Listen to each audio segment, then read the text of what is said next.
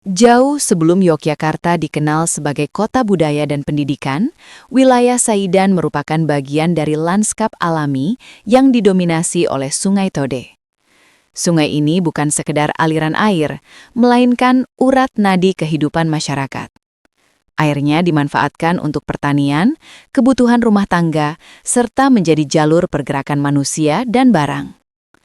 Kampung Saidan tumbuh secara organik di bantaran sungai, dihuni oleh masyarakat yang hidup dari bertani, berdagang kecil, dan mengabdi pada Keraton Yogyakarta.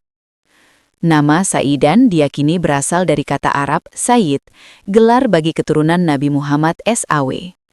Konon, pada abad ke-18, wilayah ini menjadi tempat tinggal para ulama dan tokoh agama keturunan Arab yang dekat dengan Keraton Yogyakarta.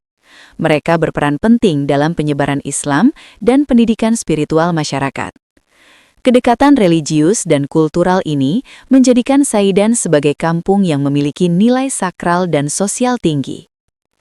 Pada masa awal, penyeberangan Sungai Code dilakukan secara sederhana.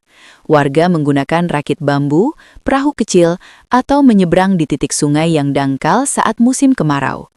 Namun, seiring bertambahnya aktivitas perdagangan antara wilayah timur dan barat sungai, terutama menuju Pasar Biringharjo dan pusat kota, kebutuhan akan penghubung permanen menjadi semakin mendesak. Keraton Yogyakarta, yang selalu memperhatikan keseimbangan antara alam, masyarakat, dan kekuasaan, mulai melihat pentingnya infrastruktur penghubung di kawasan ini. Jembatan bukan hanya alat fisik, tetapi simbol keterhubungan antara rakyat dan raja, antara tradisi dan perubahan zaman. Dari sinilah gagasan awal tentang jembatan di Saidan mulai tumbuh, meskipun masih sebatas wacana. Lingkungan Saidan kala itu sangat hidup. Anak-anak bermain di tepi sungai, para ibu mencuci pakaian sambil berbincang, dan para pedagang memikul barang dagangan melintasi jalur-jalur sempit kampung.